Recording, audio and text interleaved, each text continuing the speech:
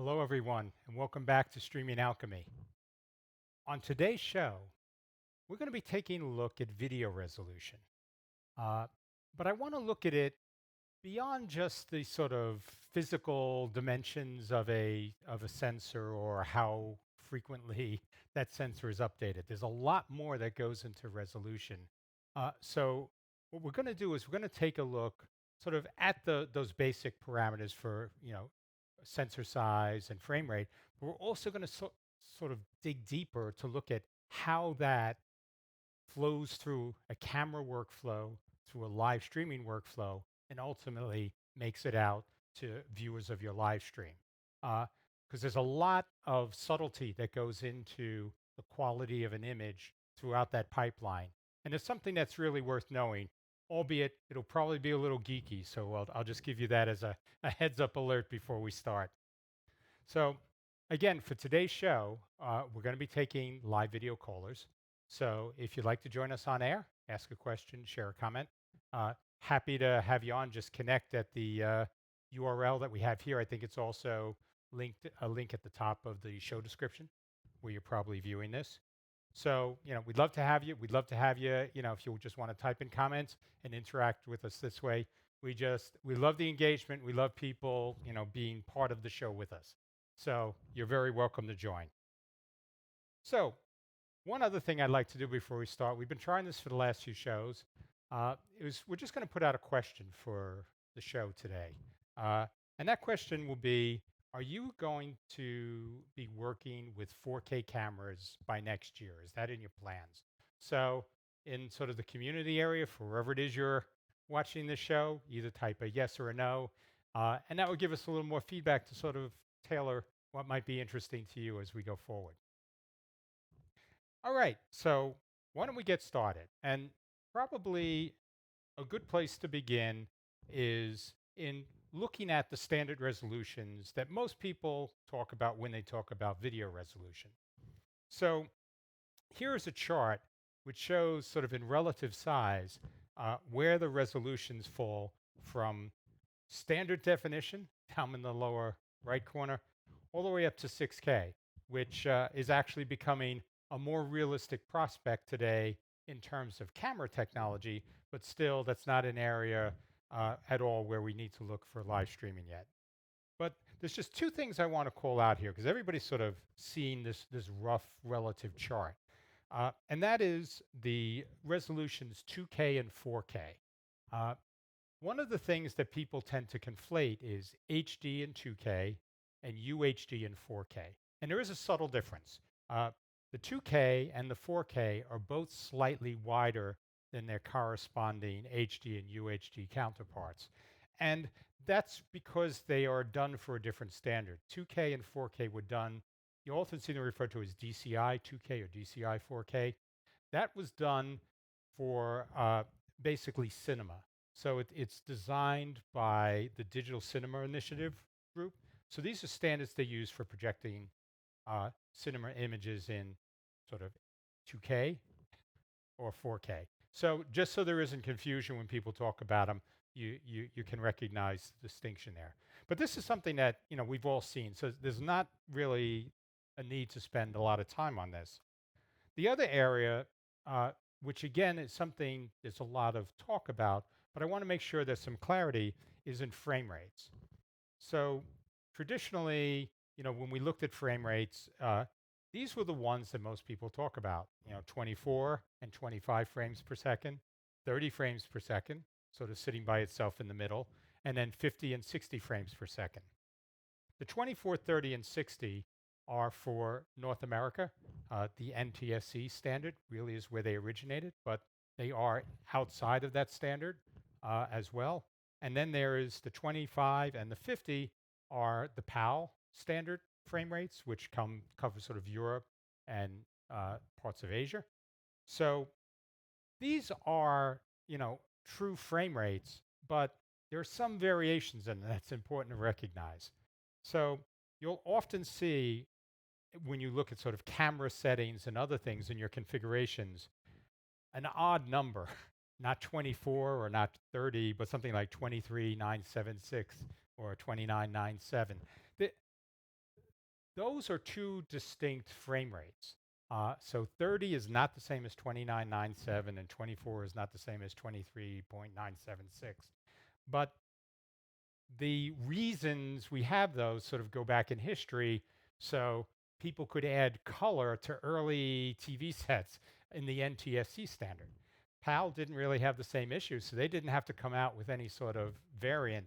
But because to add sound and color, because they needed when they added color, it impacted sound, they had to stretch the length of a frame in the early days. And so that's where these odd numbers came from. It's not really something you need to worry about visually, the 24 or the 23.9XX. Those will look the same, so you're not getting any sort of visual difference. But where it matters is if you're working with sound, they do run at different speeds, albeit slightly different.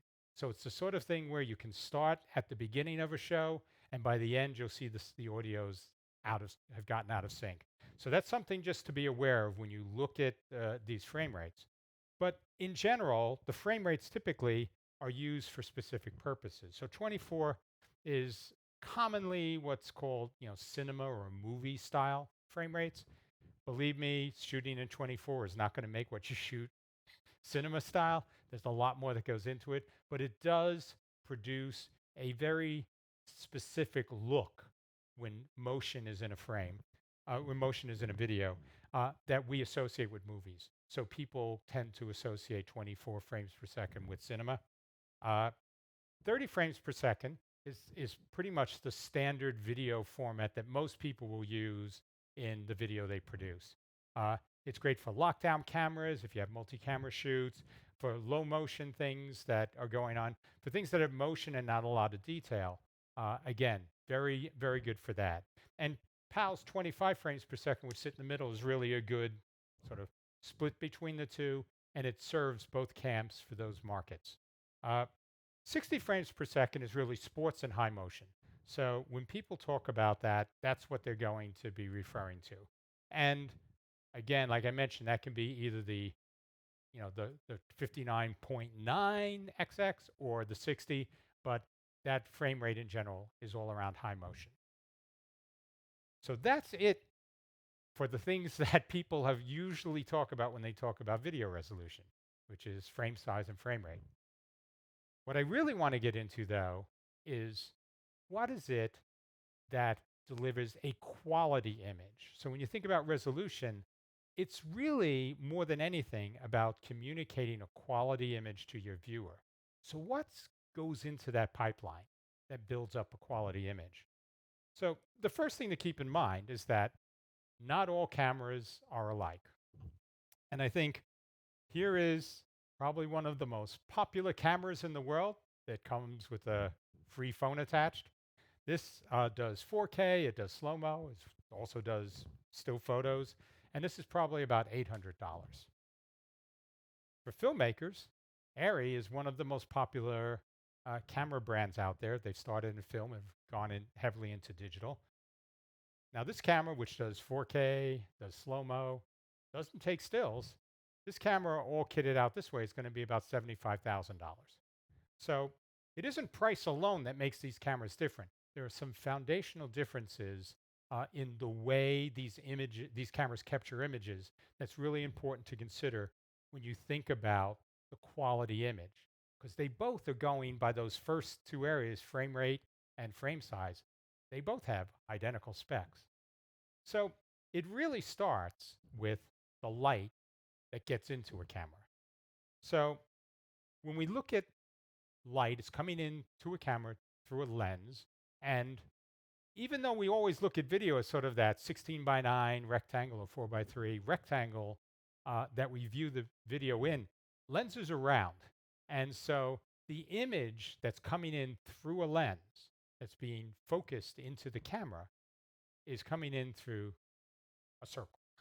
And so the part of the image that actually makes it onto the sensor, that square or rectangular 16:9, is only part of the image that's actually making it into the camera. So the way manufacturers, when they build a lens, think about it is there's a whole lens that lets in all the light. The center part of the lens is the high quality part of the lens that's finely tuned for image quality with consistent light, lack of distortion. And that's called the image area of the lens. The full size of the lens, the part of the lens that lets in the light, is called the illumination area. But what you want is just that high quality area of the lens now to be hitting the sensor. So this is where if you look, you'll see that this sensor is fit inside that image area of the lens, and also that it is it is sort of clearly delineated outside of any of the illumination area. And the reason that is, I mean, sometimes if you've looked at cheap lenses uh, and you zoom all the way out, you'll get what people call vignetting. Vignetting is when that illumination part of the lens is actually covering the sensor. And so that's that dark sort of slight ring you see around the camera. So around the image, that's what you get when the sensor and the lens don't correctly line up. But what does all that mean? Like, what is actually hitting the sensor? And to get to that, I'll make this as brief as possible because you probably hated this in high school physics. So I don't expect that you're going to love it anymore now coming from me. But I need to jump in a little bit to the nature of light because that really helps you understand how the entire chain in a video capture works. So light comes in as waves, which we often look like the rainbow, split it up through a prism, all those types of things we've seen. But light also comes in as a particle. It's one of the natures of light, where it has sort of dual natures as a phenomenon. So what sensors do in cameras is they capture these particles of light, and these are called photons. And the way they measure how bright something is or what color something is by the intensity, the number of photons that are hitting the sensor. So when those when that lens focuses those photons on the sensor, we're now able to measure the light that's coming into the camera in different locations and at different colors. So if I sort of go back to the sensors that we looked at, sensors come in lots of sizes. So the iPhone sensor, let me sort of jump here, is that 1/3 inch sensor that we talked about in the beginning. And for the Arri camera, it's going to be a sensor.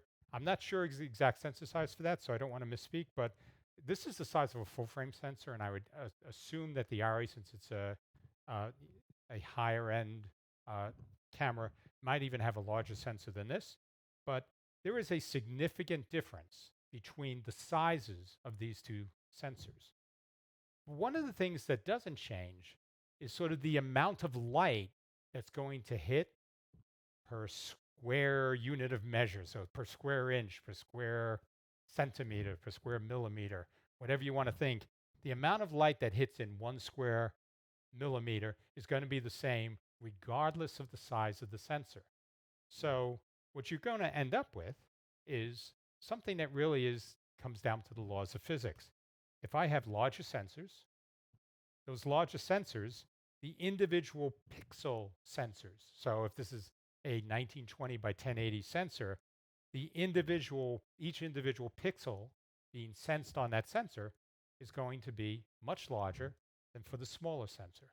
And so here, as this is, pretty good rough representation, in this smaller sensor, there would be 16 pixels packed in the same space that exists for a single pixel on the larger sensor. So the quality of light that's hitting it, the quantity of light that's hitting that larger sensor is much higher than the quantity of light that's hitting each individual pixel on the smaller sensor. So that means that you're going to get better illumination, a better value, especially in low light, of what the real color is, what the real luminance is associated with that pixel.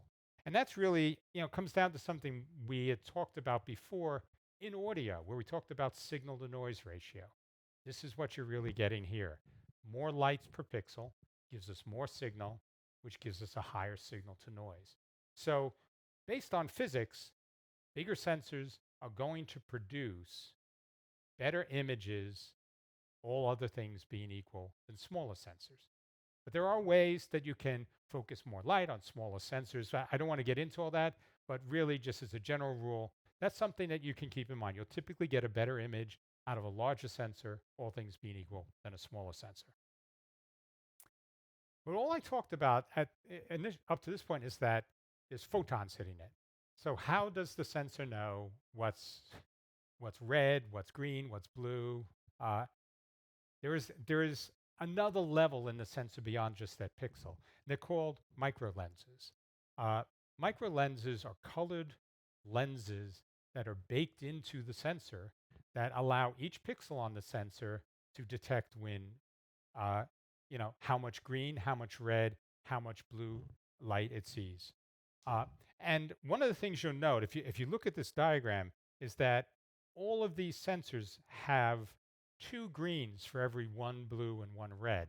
And that again deals with the way our eyes perceive color.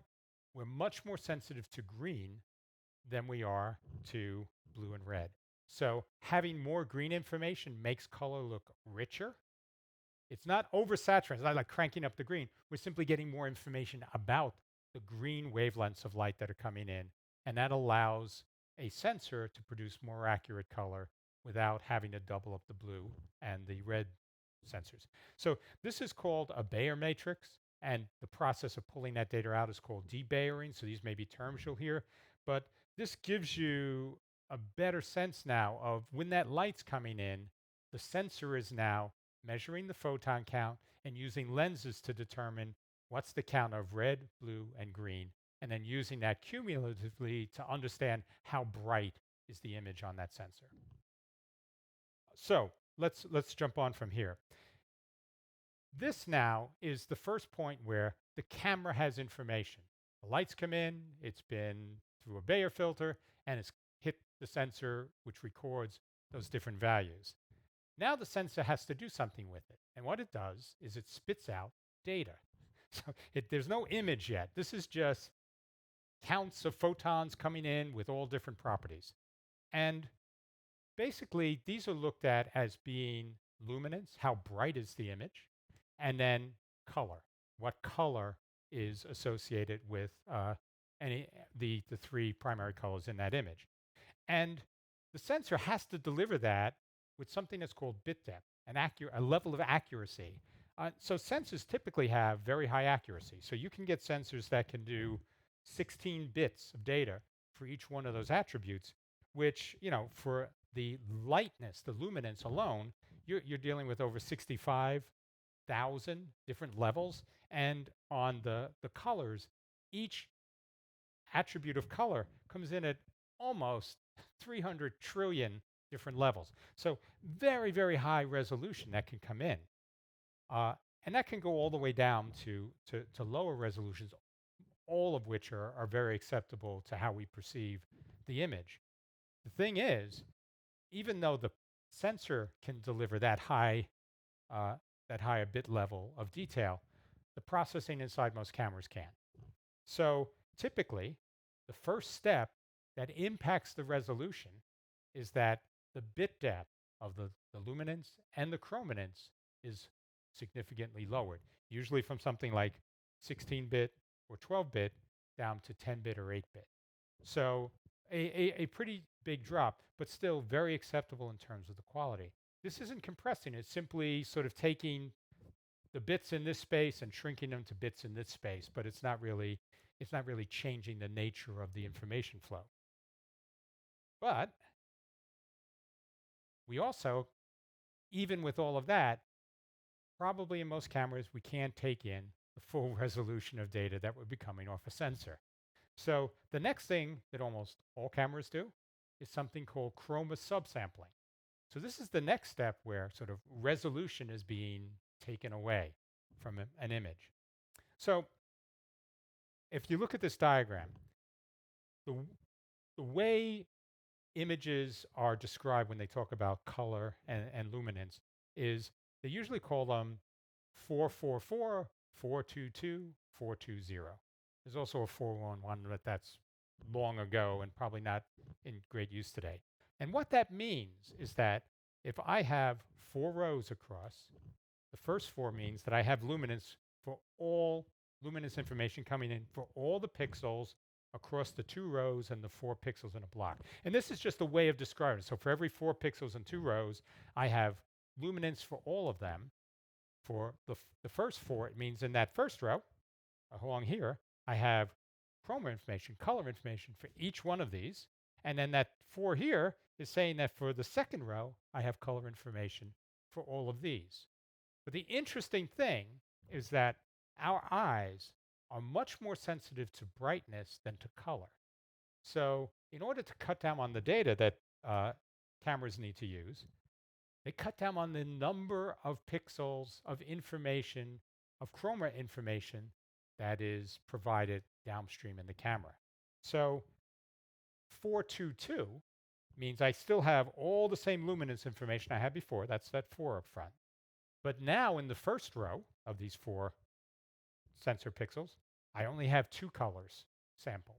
And in the second row, I only have 2 colors sampled.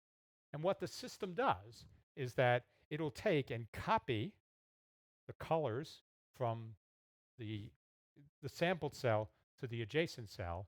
And for each of the rows, it takes and does them staggered. So you're sort of getting the whole areas covered that you need to talk about with color, but they're being doubled over. So you have half the color information here. But what happens now is this image with color is basically multiplied with the image with luminance to say, so even though this is the same color, they could have 2 slightly different brightnesses. And now you actually, to the eye, are tricked into seeing this as basically all the color information. But it's a way that the data associated with generating that color information can be reduced. And so when you see that, you'll often see people talk about this camera does 422. And as a point of reference, SDI, which is the industry standard, has color sample bit depth at 10 bits and color sampling at 422. So even in SDI, which is an uncompressed video format, the data is still reduced. So the whole pipeline of video is designed around a predicate of ways to reduce information to make it manageable in a workflow. So the last one is, works the same way, but it only has 2 colors sampled in the first row. And the second row has no colors sampled, and those 2 colors then are copied over to all the remaining adjacent cells for them. And when multiplied, this typically looks pretty good. Very expensive cameras have 420 as what they render with color depth. The only time higher color accuracy probably matters in a production is if you're doing things like chroma keying, where you need to have very rich color. So the edges of people where you have that color break from sort of what the clothes somebody wears to a green screen or a blue screen behind them, that's very sharp. And that allows you to pull clean keys from chroma keying. Outside of that, in almost all cases, 420 is fine. And most people will not notice the difference in watching a video. So let's sort of look at this now, like everything that we talked about. This really fits into a pipeline. So the photons hit the image sensor, they're measured, and then subsampling and debayering is applied to get the color information and the brightness information. It's then converted into video. So that's just data. So there needs to be a way to convert it into all the things like what's the white balance, what's the color space, all the other elements, and that converts it into video. At that point, it's typically sent out your HDMI or SDI on your camera, or with some more processing, NDI, or, and sometimes both, it is compressed and written to storage media on your camera device. So that's its own pipeline, and I really don't want to get too deeply into that. The one takeaway from that is there are a lot of cameras that you can get that will have a lower quality in terms of color depth and overall resolution coming being recorded internally, but they can still put out a higher color depth out the SDI and HDMI because it requires less processing. So something to keep in mind when you look at cameras. But this is really the pipeline that we're dealing with when we look at what the image is going through before it comes out your camera. And this is just the start of where you begin to build a live streaming production. So you can have multiple cameras all pulling out this information, sending it into a switcher of some kind. So it could be TriCaster, Wirecast, vMix. Uh, there's plenty of choices here. And normally, these switcher systems, all the things they do will typically respect the largest bit space in terms of the processing they do. So I believe in the TriCaster, a lot of the processing takes place in 16-bit, just to be sure that there's no resolution lost. So there's a lot of focus put on preserving this type of resolution in switchers. But then once you sort of switch this perfect thing, perfect lower thirds, everything else, you're sending that downstream. And the first thing you do is you compress it. Why? Because nobody that's working as a content distribution network, a CDN, is going to take sort of uncompressed or incredibly high bandwidth video uh, as an input for a live stream. So the first thing you're doing after all of this is you're compressing it some more. And what compression does is interesting. Let's take a look here. The most common type of compression that's in use in the space is H.264.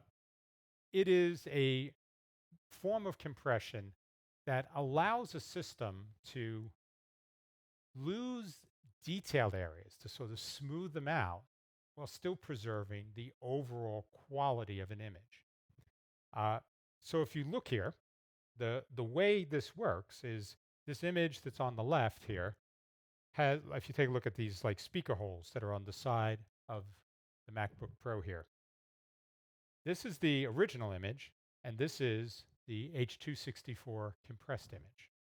And you can see that all the little details of the individual holes is probably cut out.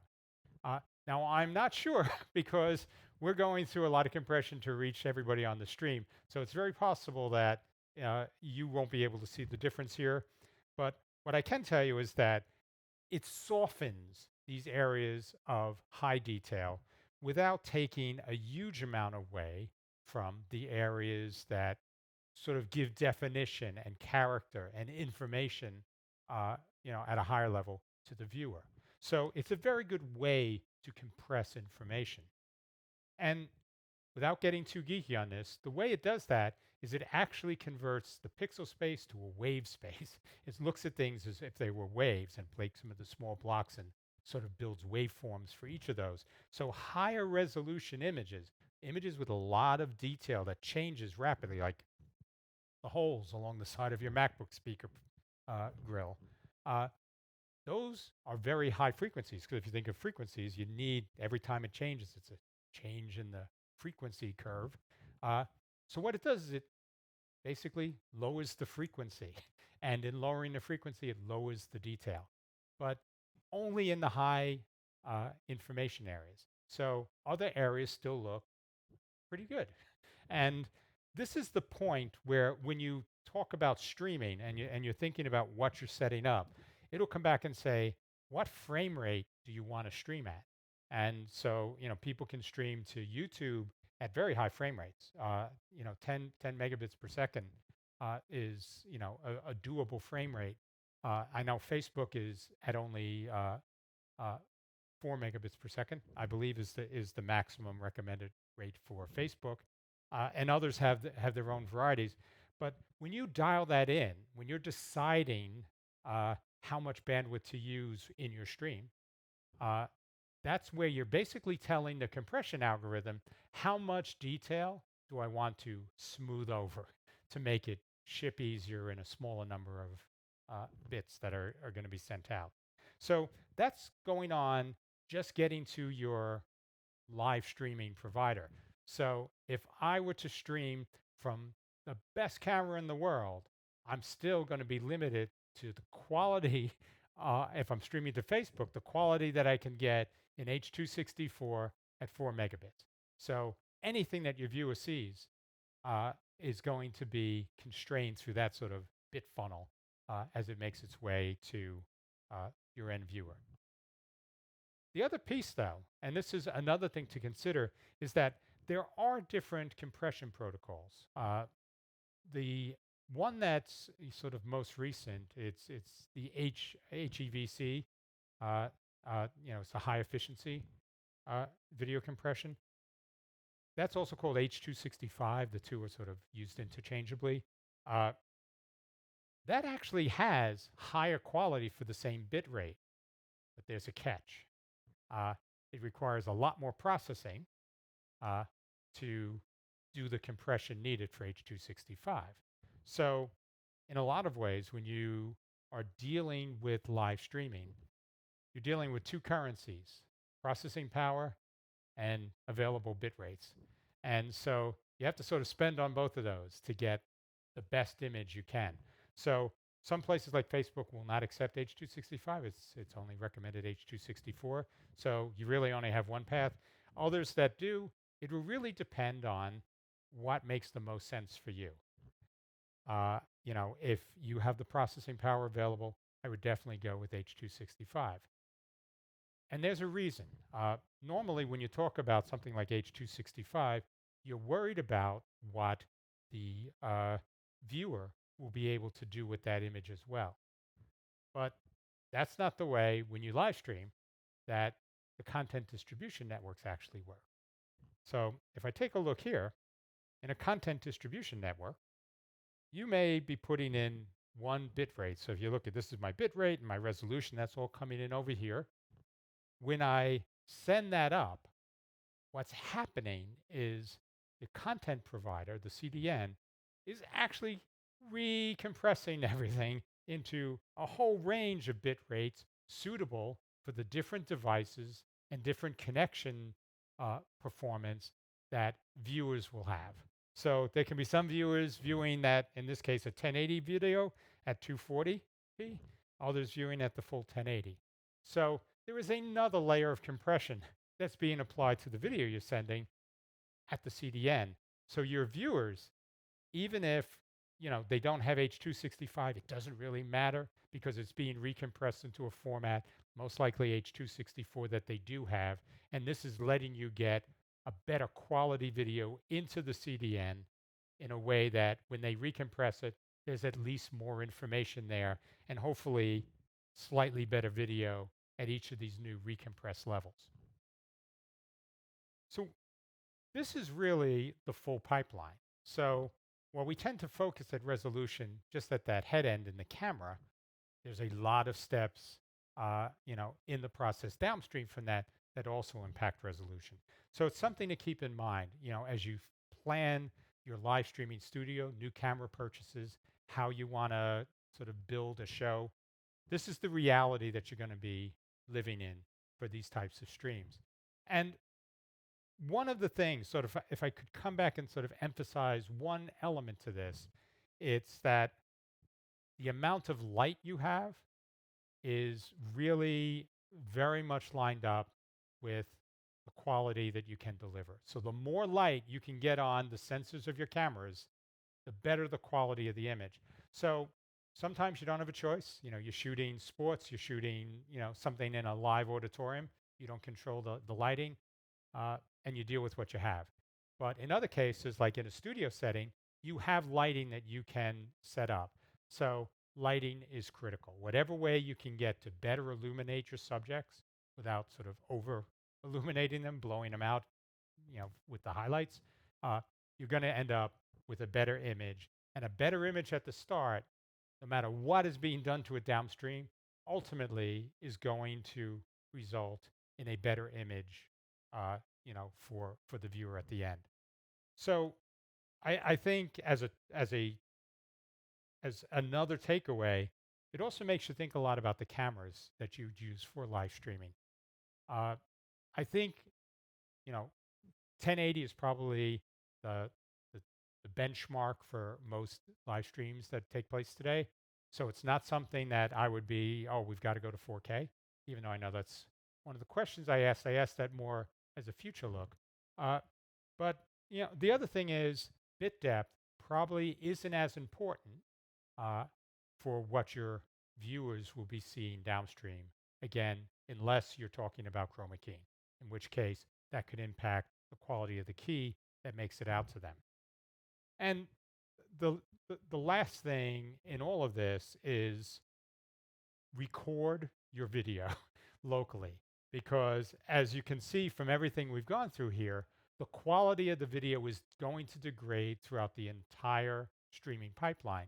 So if you capture that video at the highest quality at the head end, you're going to have an asset that you can reuse later as technology improves. So that's it. Uh, I know this was a bit geeky, but I certainly hope that you found it informative and it was something that you can start to apply in real practical ways. Even though I may have just reminded everybody of the high school physics teacher that they hated, but uh, it's sort of the nature of the beast for some of this stuff. So, uh, oh, we have a caller. Uh, yes. Hey, Chris, can you hear me? Yes, sir. Hey, how are you? Sorry, I got a little bit. I apologize. I got distracted for a second, and I got the stream going on at the same time. How's it going, man? Very good. How are you?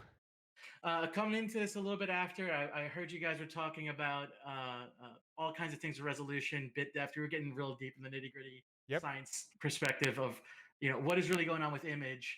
A lot of things that I deal with contemporarily in my position is like explaining people the variations of 4K, um, and sort of like if this was already covered, just like what what is perceived, the fact that UHD and 4K are these weird esoteric things.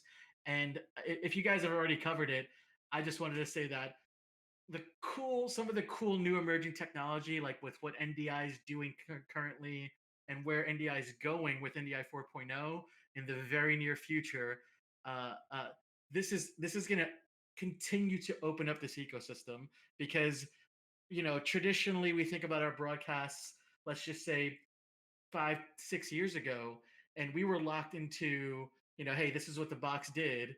And we're just in the scenario now where, hey, look, I mean, we're able to pull all kinds of resolutions. We're able to pull these, Yep. how do you incorporate this thing into your production? My phone screen resolution even is a weird unique thing. These Yep. custom screens and the availability of this stuff continues to obfuscate this. So my question, long way about, Yeah. is I see that struggle a lot in explaining people the differences in 4K. And now we're talking about bit depth. Uh, Do you were talking about 1080 sort of being the prevailing piece. As the technology now is pushed forward, I always put my gaming hat on. It seems like 4K is the revolution in gaming. I think enough common folk people think 4K. How long before it is all 4K? And that even means terrestrial. Yep. So I I think that production, uh, internal production, is definitely, if it isn't completely, it's well on its way to being completely in the 4K space. Uh, Right. it's the issue with 4K as a distribution format uh, has a whole other set of problems, and it's really those are larger infrastructure problems. How much bandwidth do people have, uh, and how much uh, how much capacity do the average CDNs have to handle that higher, you know, higher frame resolution that could be coming in? Uh, Yeah. I think that if we look at these things, though, clearly folks like Netflix and now like Disney, they're pushing live stream now at 4K from their Right. head end down, which is a slightly different case, but it's really a leading edge indicator that says these infrastructure issues are going to be sorted out. Uh, and it's Right. not going to be a question of will it ever be? It's really going to be a question of how soon is that going to happen in the end to end streaming space. And that's my take on this. Yeah, yeah. And you also look at, I mean, I people like us in the know understand that, like in Japan, they have an 8K mandate by 2021. That's a government update mandate. Yep. Whereas, I mean, we have the SEC out here in the states, and different organizations depending on what country you're in. But that's a heavy ask. But every time we push the technology that leap forward, and we all kind of benefit, I'm really interested in sort of how this progresses, and then what is like the 4K UHD thing gets really nitty gritty, like Yep. those like extra bit of pixels, and to your point, uh, while production, I think from an ingestion point is like, yeah, 4K is the way we want to go. Even if we're not doing a 4K show, you're talking about bit depth. Even if we're doing something in 1080, that image improvement, those colors changes that we can gain is so tremendous. I just love that the underpinnings of all this in NDI for myself, speaking selfishly, Yeah. is we got it. We'll get you there, and it's amazing to think that, like, uh, this device may be able to shoot 4K, and everyone has one of these on their hand, and we can potentially get the 4K off this device for, let's just call it free, Yep. and then push it into our production easier than we might be able to get like our broadcast cameras. Yeah. Whereas, like, 5 years ago, this was like effectively voodoo. Like, what does this do? It's funny because for most people, the phones are the only high dynamic range video viewing that they can do because Right. most TV sets are not like 10-bit color space, but phones are. Yeah. And specifically to NDI, which like our studio here is all NDI, so we are all in on NDI. But I believe in 4.0, it does all its internal processing 16-bit. So you're actually at a space where you're way ahead of that, and so NDI is not going to have an impact on, a negative impact on anything that's going through it in regards to color depth, and Right. sort of the overall image quality is just improving generation to generation of it. But I also think that NDI is really opening the IP space for video in a way that even though there are other standards, they never had the same ubiquity. So to a certain extent, NDI is kind of like the cell phone equivalent. It's the thing that everybody's going to have, that's going to be part of every production facility. And even if it's not the total of how video is transported, it's going to become one of the key backbones for how a lot of that video content is moved around. Uh, Thanks for taking the time, John. I've really, really wanted to carve out time to be on the show. I've missed a couple of them. I love what you guys are doing. I'm even wearing. I don't have my official gear on, but once it gets a little cooler, Yeah. I'll come back on and we'll talk about some stuff. You brought up some great points about 4.0. The last thing I want to add to Oh, yeah. this, and this is my little piece, because this is my, I'll get on my soapbox, so I have a little bit of peace here, a little time. In the gaming world, we are coming into always being on the edge. It is always an arms race in gaming with respect to, not to underuse that term, but the idea being that we want everything to look as best and better, and push things forward. Um, and that comes in a lot of different ways within 4K textures versus 4K resolution, and how that translates into our production as that space moves forward. There are 4K streaming platforms. Twitch TV does some 4K, and uh, yeah, YouTube also does some 4K. Apologize for the phone. Yep. Um, but there's going to be a greater demand there, and I, I'm just looking forward to, like, I have a machine right off the side of the screen here that is supposedly powerful enough. I don't have a device. I don't view on a 4K monitor. I'm still in 1440p. Yep. Uh, but I look at something like a Google Stadia, and now Google Stadia says, I'm going to make the bar for entry on to getting into this 4K platform extremely low. And this is going to be another launching point where people say, "Oh, my phone's 4K, my gaming system is 4K, and my TV is 4K," and I love that piece pushes. And then in the back of my mind, knowing, hey, production guys, if you're integrating NDI, this is going to be very, very easy, especially when you get into that. 240 frame rate that some of the League of Legends players are going to. So that's my piece. I love to talk about that, and I could speak on that ad nauseum. Well, But thanks for having me on the show, guys. we definitely have to have you back for a full show, and I would love to have you on to talk about gaming because I think this is a whole segment of the live streaming space that deserves somebody with insider knowledge to talk about. So, Appreciate it, John. Thanks, guys. Chris, thank you. Take care. Enjoy the weekend. You guys too. Take care. All right, that was Chris Burgos. He works at NewTek.